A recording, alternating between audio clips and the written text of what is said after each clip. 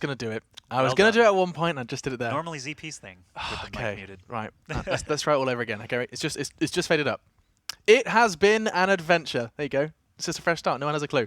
So far, we've got the grand finals now for the North American Overwatch Open. Envious are locked in. They are locked in from the first week. We will not be seeing more of Envious until we get to the playoffs. Looking to join them alongside the playoffs now, we have two North American giants, titans of their region. We get to see Cloud9 now bash off with Luminosity. And bash off, I'm totally just going to say that that's fine.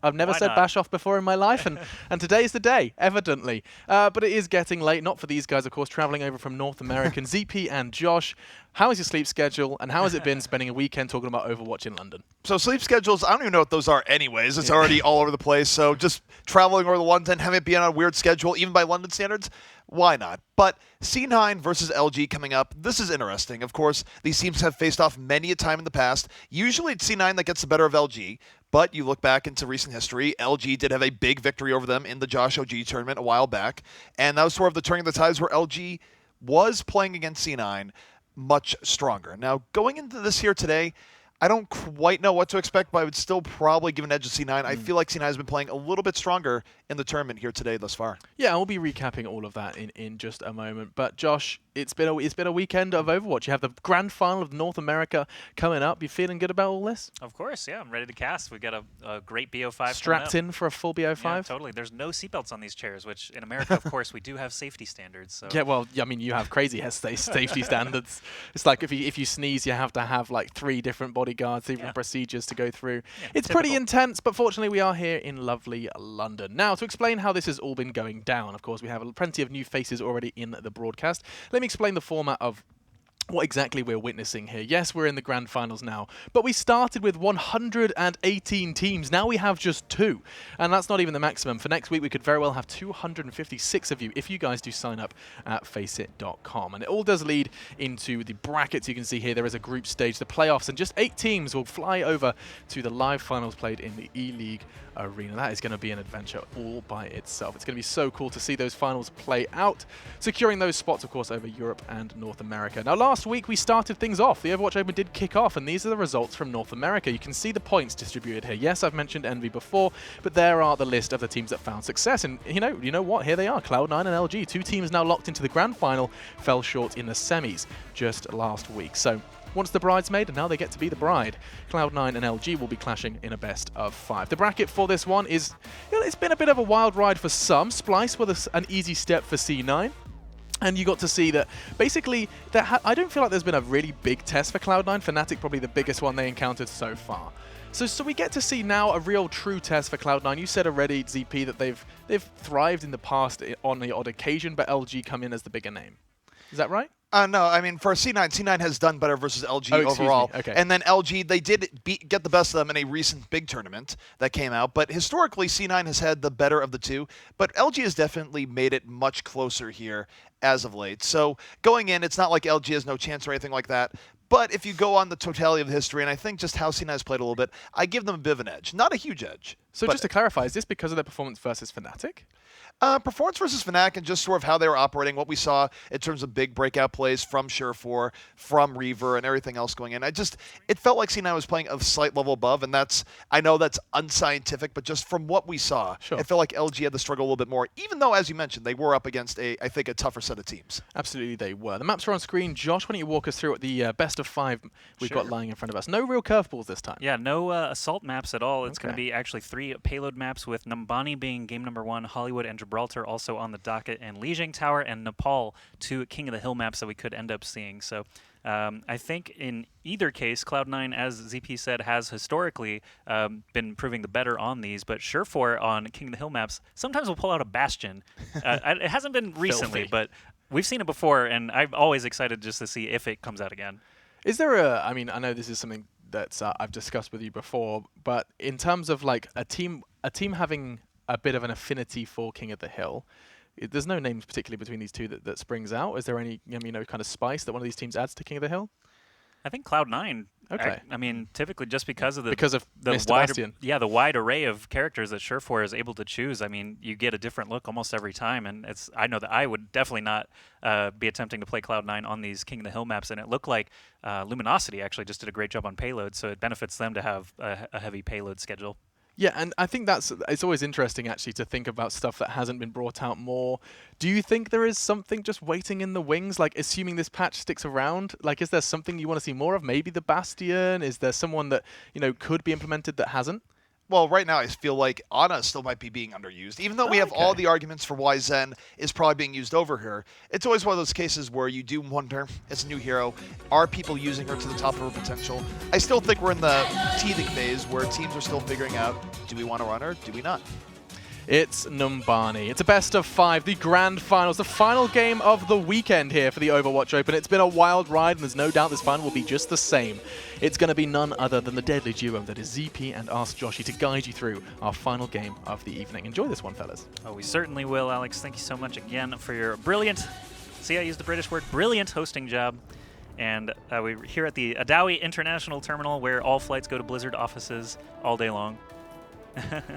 But it is, hybrid map where they will have to capture a point first and then begin to push that payload.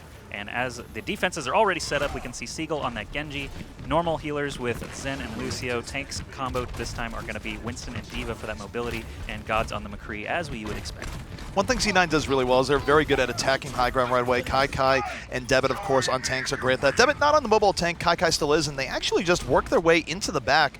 Kind of sneaky coming out from C9. It's going to force LG to adapt and rotate entirely over, so good rotations coming out so far. C9 probably getting the slight edge of it to start things out here. They sort of flipped roles here where now it feels like LG is on the defense and C9 is LG's on the attack, C9's on the defense. Gods, though, comes in, quick 2 kills. Seagull with the fall through, takes out 2 as well. That's going to be a quick strike here from the side of LG.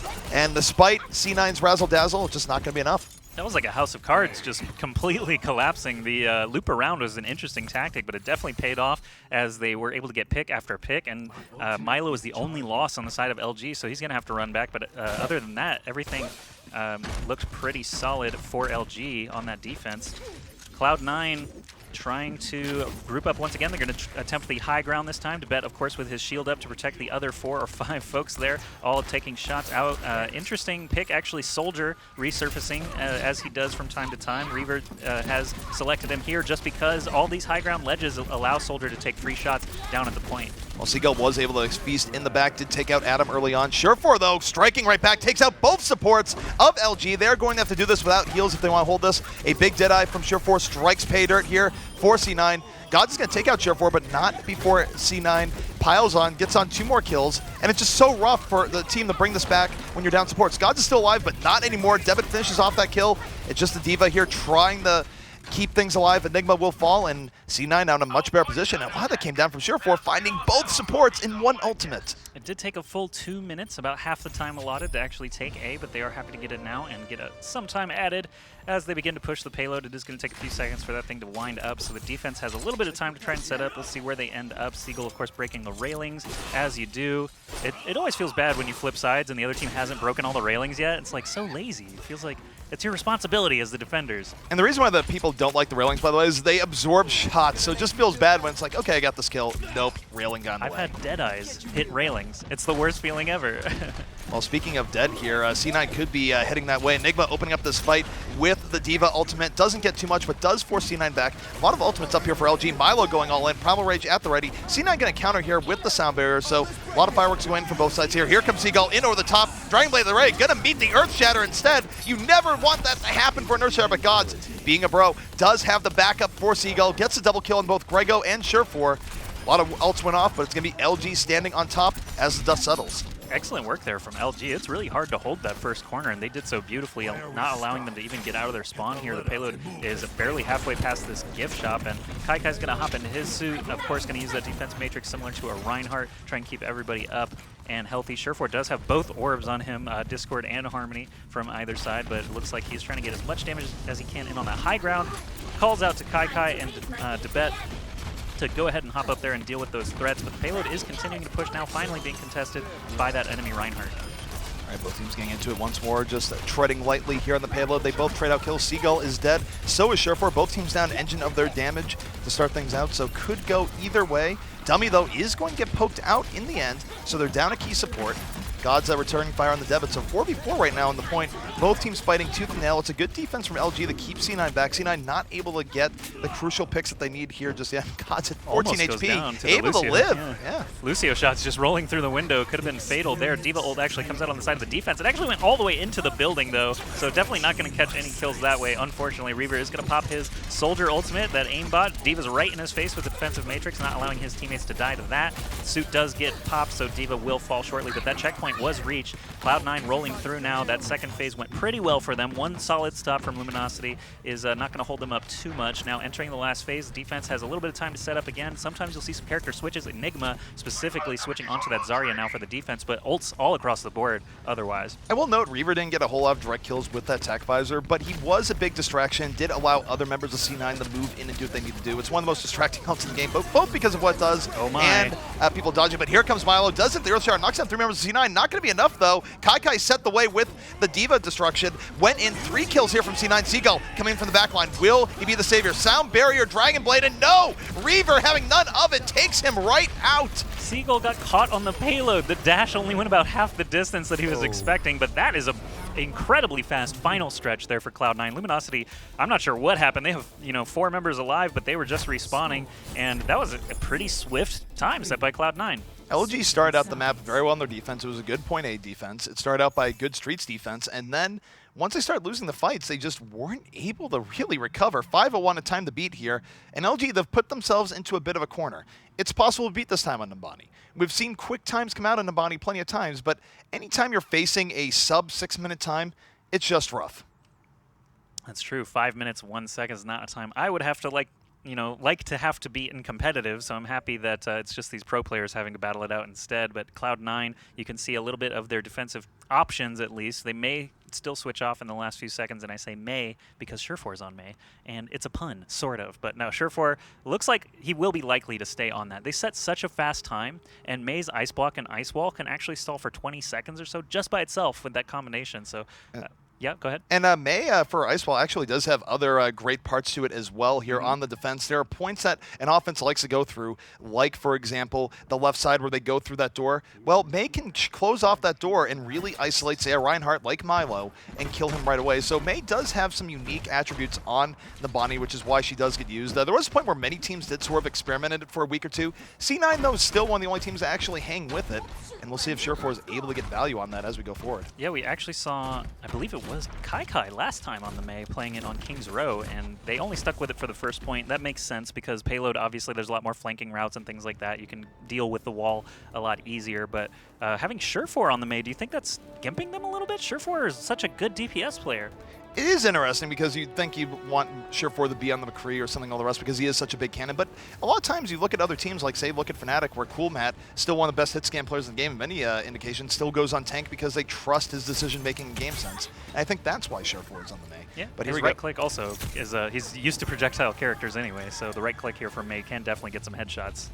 Well, we do see the offense LG moving forward. They go straight up the gut. No fanciness to start out with here. They are going to be moving along the right side, so they don't want to engage just yet. They want to go around and get the high ground that way. And Surefour is going to move in and try and cut this off. He has Ice Wall at the ready, so if LG comes right in through the top, he's going to cut them off. And we're going to see if C9 can actually get here in time to capitalize on this when this wall comes out. Because look, they don't even want to challenge the May there. I don't think they even knew their May was in the game until they just now when they actually got over there, because they ran completely away from her. But now the Ice Wall is up. Doesn't quite block the entrance, actually enough for him to get in there and start taking some right clicks on Pooks. Nearly gets the kill before protecting himself with that ice block. God's getting super low, does fall to the Winston player, Debet. Kai getting a kill, Reaver getting a kill, defense standing solid. Note the respect from LG for that ice wall. They were planning on going up there together. They saw May and said, nope, this is not going to work out. And now the rest of C9, they're able to pick off an LG team that really didn't know what to do after getting caught unawares by that. C9 will have a successful first point defense, and they are burning a lot of valuable time off the clock because, again, Josh, you're looking at Numbani. It's very rare to see a time under 3 minutes and 30 seconds, period. Yeah. And that's about where we are now. So for LG to win this game, effectively, they have to win every fight from here on out. If they lose this next fight, the game is already on the line right now. Yeah, it did take Cloud9 2 full minutes to take A, so they're still at least on pace, but it has to be here. I think Seagull is going to charge in and pull that Dragon Blade out. Can he get the kill? Flashbang immediately does save McCree's life there as he hops down away from Seagull. Surefour on that May did pop his ultimate as well. There is a Blizzard in effect. There's that D.Va ult coming out. Looks like it gets 2 kills. Enigma killing Debet and Grego could be the door opener that they needed for LG to get in here. Reaver, though, holding it down, does get 2 kills before dying the god. Surefour still alive, though. He's in an ice block with not a whole lot of friends along with him. We'll be able to stall this out for a little bit with the help of Kai here. They're hanging in there. Surefour does go down. Kai going to call his mech back down. Still going to be a pest here on the point. And even though C9 is on the path to losing this point, look at all the time that's bleeding off. Yeah. 2 minutes, 50 seconds left. They've put themselves in a situation where even if they lose here, one more team wipe should assure them the game unless they really just stop doing everything. I agree. Nice kill there, but will it ultimately matter? Also getting the kill on Reaver, but you're essentially just sending him back with the rest of his team, so you kind of just gave him what he wanted. LG does finally claim the point. It took them a full 35 seconds or so longer than Cloud9, so they are working on a deficit and only have 2.5 minutes. This is actually kind of incredibly bad for them. It's very bad for them. Like I said, they can't really afford another team wipe here. If they get wiped out, that's probably going to be it. So for LG, the stakes for every fight are extremely high. Good things for them, of course. Milo does have Earth Shatter. Enigma does have D.Va self-destruct. So they have a few things going forward here. They do have to watch out for Kai's self-destruct, but other than that, they have a lot of tools to win this next fight. But look at Surefour. He's creeping in the back, looking for Dummy. Dummy now under assault, calls to his team, assist me. But while this is going on, you have Winston leaping in the front. No one was looking at the Winston as he went in, and they are able to take out Milo as a result. Surefour does go down, but it was such a good initiation from C9 that things are going well for them. But here comes Seagull in the back line, Dragon Blade at the ready, trying to turn this back for LG, moves to the back, slicing and dicing, does take out Reaver, goes down to Adam in the end, so it's an okay response to the Dragon Blade, but Seagull at least keeping momentum here for LG. Only 93 seconds left now as they continue to 3-push. That stall was pretty solid. Surefour with the nice flanking tactic did buy them a lot of time, especially combined with that frontline attack. We've got the Deadeye available from Gods on the side of the defense. Adam and Reaver can stall out just with the zoning ult of the Deadeye and the Transcendence keeping everybody alive. So every second is so precious, and as the defense engages once again, Surefour doing the flank maneuver once again, trying to find something. Transcendence goes off for the side of the defense, keeping them alive. There's the Winston ult from Debet, also just disrupting Gods, not allowing him to do his thing and mow through the defenders. 14 health on Gods. He is eventually going to fall there to Debet. Reaver now on the defense. No one to even shoot at. They're so far away from the payload and under a minute to go. And right now, I'm pretty confident in calling this in favor of C9 with only 45 seconds remaining. Even if they won the next fight decisively, C9 would probably be able to win just by stalling on the card. So unfortunately for LG, the time from C9 was so incredibly fast that even as they got through point A in about 2 minutes,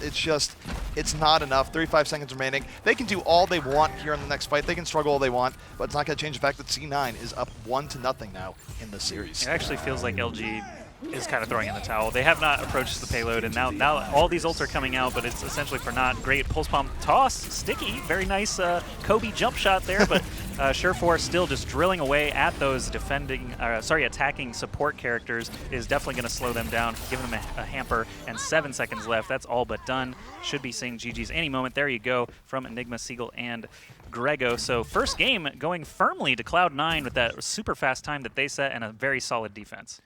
I want to note something about Cloud9's defense there and just sort of the strategy that goes in.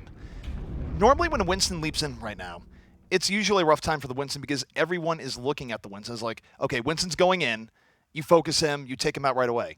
Surefour went on the flank to begin with. He wasn't even really looking for a pickoff. He did some damage to Dummy. And then you had the Winston leap in right after as everyone went back to deal with Surefour. It gave Winston much more survivability, and it's what lets C9 have a much better team fight there than you would normally expect from that positioning. Makes sense. And I mean, just the fact that they formulated that pincer attack. Actually, the beginning defense was even better than Luminosity was able to put up. Just the May alone provided such a strange threat, and she's kind of a tricky pick, right? So when you run up against a May, it's not immediately apparent how you deal with her. Pharah is a great counter from days past, but she's not even in the meta anymore. It can be difficult for Genji or Tracer to really get in range of a May, and instead of getting frozen down, actually being able to kill her is incredibly difficult. So I think it was a great selection. The Mei worked out, and Surefour did use that Ice Block and Ice Wall to his advantage a couple of different times. Well, the Ice Wall coming out there is actually sort of a thing where C9 clearly did their homework. They go, okay, we've seen LG before. I've seen LG do that exact approach before, and they were looking for the high ground, and then they saw Mei up there. It's just like, oh, yeah, what do we do why now? is this happening to us? And they had the back around the other way. They weren't really prepared. It let C9 buy a lot of time. But next map here will be Gibraltar. And it's interesting because historically, this used to be one of C9's best maps and one of LG's worst maps. I think LG has improved a lot on this map, but I still think it's going to be a rough go going against C9 here. Yeah, and the characters that people use are so vastly different from these days of dominance, so it could be anyone's match. All right, but we did mention Gibraltar. We're going to be taking a short break. Then that map will be in progress. This is the Overwatch Open, the grand finals for North America. Good games left here still tonight. Stay tuned.